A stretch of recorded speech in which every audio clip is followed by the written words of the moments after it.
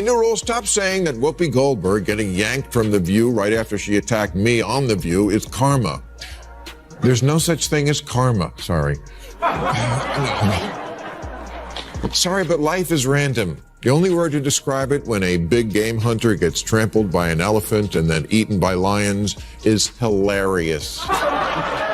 It started with a cheap jab when Whoopi Goldberg tossed a smug, offhand comment at Bill Maher on The View, clearly thinking it would disappear into the noise of daytime TV. But she got that wrong. Here's the thing. Going after Bill Maher isn't just bold, it's risky, because he's not one of those celebrities who fades into silence when criticized. Maher has built his career around calling out hypocrisy wherever he sees it, and this time Whoopi found herself in his crosshairs. But the reaction didn't stop there, because Megyn Kelly quickly stepped in, and the moment she heard the comment, she didn't hesitate, going after Whoopi on air, and calling her out in a way that quickly made headlines. She's Anna Navarro in your wildest imagination. You could never solo host a show. You will only ever make it as part of an ensemble, and you could never hope to achieve the success that Tucker Carlson has. So you can sit in your little cheap seats all day long and enjoy your little negative henpecking, but your careers are going. Suddenly, what sounded like a throwaway line turned into a full-blown media firestorm, putting Hollywood personalities and political voices against each other in a clash no one expected. What was supposed to be a quick moment of shade became an ongoing war of words, and it's still not over. Then came the backlash, fast, loud, and impossible to ignore. But Maher didn't just respond with a simple comeback. He hit back from a distance and escalated the situation. There was no polite rebuttal, no friendly panel discussion, and no coffee table diplomacy. Bill Maher doesn't play that game. Instead, he went straight for the jugular, targeting not only Whoopi, but what he sees as the entire View machine. It's called The View. It's not called The Facts. Yeah, but isn't it interesting that it's called, I don't think they meant this when Barbara Walters invented it a long time ago, but it's The View. Well, that's the problem in America. There is one view, right, and one that's clearly true opinion, and everybody else can go sit in the corner. He broke it down piece by piece, calling out what he described as the echo chamber of daytime television. The fallout was immediate. Whoopi's original comments were quietly removed from the rebroadcast, and social media lit up almost instantly. People online kept shouting karma, as if it were some kind of cosmic payback, like Whoopi had finally pushed things too far and been caught in the moment. But Maher didn't buy that idea at all. Calm, unfazed, and sharp as ever on air, he brushed it off with his familiar smirk. "There's no such thing as karma," he said. "Life isn't a cosmic scoreboard. It's random, it's tough, and sometimes it's darkly funny, like a big game hunter getting trampled by an elephant." Because I got so many texts this week because she attacked me the week before. Sure. So everybody was like, "Oh, Bill, I get you're enjoying the karma." First of all, I'm going to talk about this at the end of my show next week, teaser. But there is no thing as karma, okay? Get over that. And then eaten by lions. That's not karma, that's just bad luck and a dumb idea. The message was clear. Maher wasn't interested in playing the victim, and he definitely wasn't going to let Whoopi Goldberg or anyone else control the story. Just like that, what began as a tossed-off insult turned into a cultural fault line, and the ground was still shaking. Maher wasn't looking for revenge. That would have been too simple, and he practically laughed at the idea of divine justice. "The universe doesn't care," he said. "It's not watching. It's not keeping score." But what actually bothered him wasn't just Whoopi's familiar eye-roll style of sarcasm. It was the way the audience cheered when she took the shot, that smug, performative reaction, like they were watching a queen take down a heretic. That's what really lit the fuse. And just when it seemed like the circus had reached its peak, Whoopi attacks me on a regular basis. She says stupid shit on a regular basis. They just happen to go. Enter Megyn Kelly.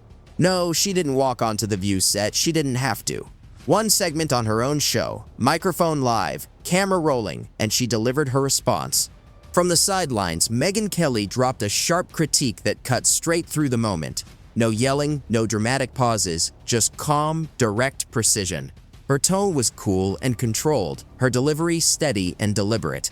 Kelly didn't raise her voice because she didn't need to. Each word landed with confidence.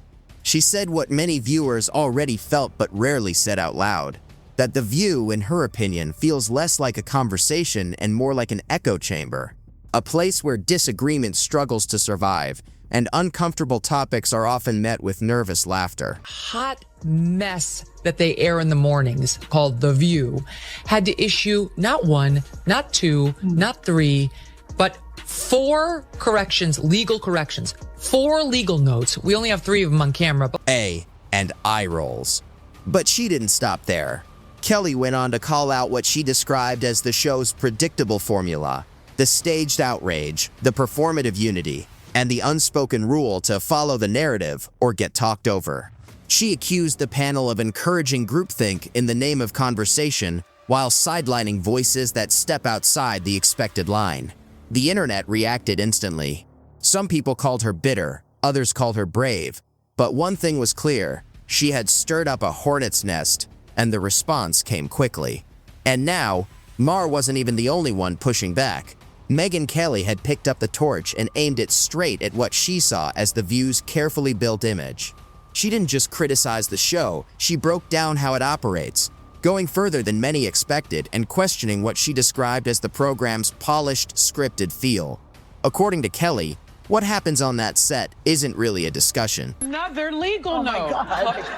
Both Trump and Pam Bondi have denied allegations of a quid pro quo. I have a legal note.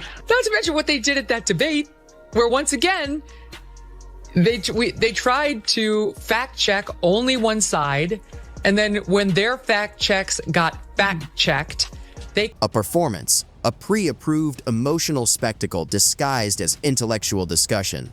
One host acts outraged, another nods silently, and if a guest dares to challenge the narrative, they're cut off, talked over, or quietly removed from the stage. It's not a conversation, it's a loyalty test. And Kelly went after it hard. She tore apart the show's one-size-fits-all groupthink, the endless cycle of staged outrage, the smug applause breaks, and the version of female empowerment that rewards women only if they repeat the approved script, with dissent unwelcome and nuance edited out. She called out the virtue signaling machine for what it really is, a controlled space for curated opinions, where disagreement feels like betrayal and uncomfortable truths are pushed aside. I mentioned this karma stuff on the show last week because I was relating how many texts and emails I got from people congratulating me on receiving a karmagram from the universe. And the most surprising part? No one pushed back. No fiery rebuttal, no dramatic defense, just silence. Because deep down, even the show's biggest defenders knew she was right. Not a single host from The View fired back. Nothing. No theatrics, no clever comebacks, just an awkward, uneasy quiet. It was as if they all realized Megyn Kelly had pulled the curtain back completely. One microphone, one woman, zero mercy. And somehow, that single monologue landed harder than a week's worth of the show's staged outrage and coffee cup applause. No scripts, no safe zones, just a sharp dose of reality.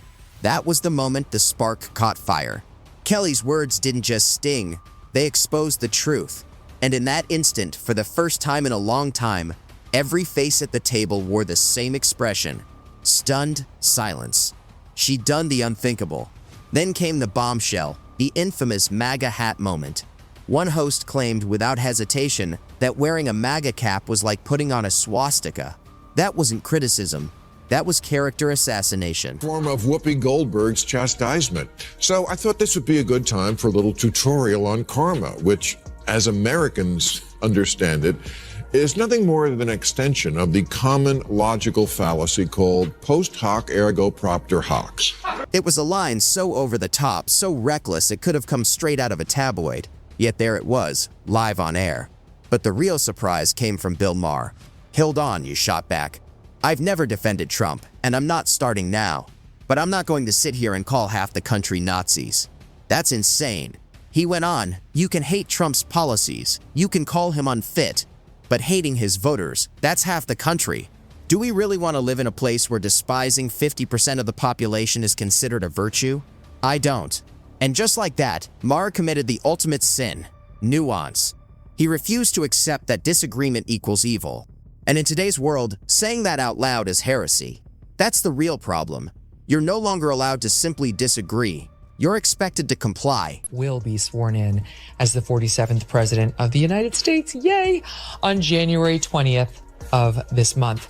Not everyone's happy about it, and many people would like us to be more focused on the insurrection that he personally unleashed, if you ask them, as we discussed earlier. Or be crucified. The View had been caught off guard. Her point was sharp and undeniable. Real thought doesn't survive in echo chambers. A true dissenting perspective isn't just inconvenient for these shows, it's dangerous. According to Kelly, that's the core issue. When everyone is reading from the same script, no one is actually thinking. Just 5 minutes before airtime, the set looked like business as usual. Hosts in their glam, coffee in hand, cards ready, another day of surface-level hot takes. No one seemed to notice the intellectual emptiness in the room. Then Megyn Kelly spoke, and her words cut through the set like a scalpel through plastic. She called out the panel with brutal honesty, comparing it to speakers who never did the reading. And she didn't stop at mockery, she brought the evidence. Kelly highlighted glaring omissions, half-presented legal arguments, and cherry-picked facts. Think it's as bad as, like, the Holocaust, and you don't have to take my word for it. Here is Sunny Hostin of January The View 6th was an today. atrocity. It was one of the worst moments in American history. And when you think about the worst moments in American history, Context was conveniently ignored in one segment. Only 3 out of 7 relevant points were even mentioned, the rest vanished as if they didn't exist. That's how sloppy it had gotten. And Kelly didn't hold back. The hosts weren't just misinformed, they were irresponsible. They'd turned a national platform into a soap opera complete with applause lines, where facts are flexible and outrage isn't about left or right anymore. It's about a culture that acts like it speaks with divine authority and treats dissent as blasphemy. Maher didn't pull any punches, he tore the illusion apart. He called it out for what it really is. The View isn't a talk show. It's a televised firing squad in designer blouses under bright daytime lights, where discussion means taking turns piling on anyone who thinks differently. This isn't a debate, Maher said. you know, like World War II, things that happened, you know, like the Holocaust, chattel slavery. Yeah, the January 6th is right up there next to the Holocaust. It's all performative outrage. Orchestrated, choreographed like a Broadway show, only far less honest. Every gasp, every eye roll, every over-the-top meltdown is part of the script, Maher said. A manufactured spectacle meant to give the audience their daily dose of moral superiority. Real conversation? Dead on arrival. Show up with nuance, or heaven forbid, a viewpoint outside the approved narrative, and you're not met with curiosity. You're met with condescension, mockery, and the metaphorical guillotine being wheeled out backstage. Everyone erupts like rage is the only language allowed, and the moment someone questions the status quo, terror floods the room. And then, just like that, the cameras switch gears, the lights dim, and it's time for a cooking segment, as if none of it ever happened. That hat that you keep wearing, that red hat that says Make America Great Again, that tells people that you go along with this. So you might as well just put a swastika on the hat. Don't do that. Let's not do that. Because we see it anyway. I'm not going to defend Donald Trump ever, but I would never say that we should put the swastika on the cap, because I think you can hate Donald Trump. You can't hate everybody who likes him. It's half the country. I don't want to live in that country. I don't want to live in the country where I hate half the country, and I don't hate half the country. Maher didn't buy the act for a second. He zeroed in on the hypocrisy, making it clear he has zero patience for their manufactured outrage. A rehearsed performance meant to silence dissent and keep the narrative tightly controlled. This isn't just about one snarky comment or viral moment. It's about a culture choking on its own performative fury, where real conversation is sacrificed for clicks, ratings, and the illusion of moral superiority. Bill Maher, Megyn Kelly, and even the silent audience watching it all unfold are exposing something deeper. A media machine that's lost touch with nuance, round in tribalism, and terrified of anyone who dares to think differently. This battle isn't over, it's just getting started. When disagreement is treated like heresy and opposing voices are silenced, you don't build unity, you create division. And that's the real story behind the headlines. Here's the kicker. The louder the outrage, the more fragile the narrative becomes. Beneath the scripted fury and carefully edited sound bites is a deep fear that real debate might actually break through. That's why shows like The View cling to echo chambers, why dissent is branded as betrayal, and why anyone brave enough to speak uncomfortable truths gets canceled before the credits roll. But people are waking up. The audience is smarter than the producers think. They're tired of being spoon-fed groupthink and staged outrage disguised as progress. So ask yourself, when did disagreement become a crime? Has been the standard bearer for liberalism and in many ways leftism until the woke went bananas in this last decade. But for decades, that's what this guy has represented in America. I want you to note the tone they all talk with him. I want you to look at Sonny Hostin's body language and the way they look at him and everything else. Just because he is a lefty who hasn't gone completely bananas, here they are talking about the word. When did nuance become dangerous? And when will we start demanding conversations that actually challenge us instead of just comforting our biases?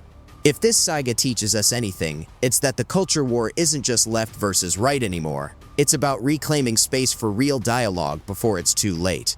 And that fight is just beginning. The stakes go far beyond a TV show's ratings or a celebrity feud. How we handle disagreement and nuance shapes whether a society thinks critically or drifts into polarization. When differing opinions are silenced, we don't get progress, we get division, resentment, and a fractured society that's easier to manipulate and harder to heal. The people running these shows know this. They profit from conflict because outrage drives clicks and keeps viewers hooked. But that isn't leadership, it's exploitation. So the real question is, will we keep letting outrage and censorship dictate the culture? Or will we demand better, honest debates, respect for differing opinions, and space for complexity? If we don't, only the loudest voices get heard, and anyone who disagrees is drowned out. That's a future none of us should accept. If you're tired of recycled outrage and staged drama, it's time to speak up. Share this story, start the conversation, and challenge the narratives you're fed every day. Don't settle for noise disguised as dialogue. Real change starts when people refuse to be silenced, demand honesty, accountability, and yes, controversy that makes us think harder, not just react louder. So hit that like button, subscribe for more no-holds-barred stories, and join the movement breaking through the echo chamber.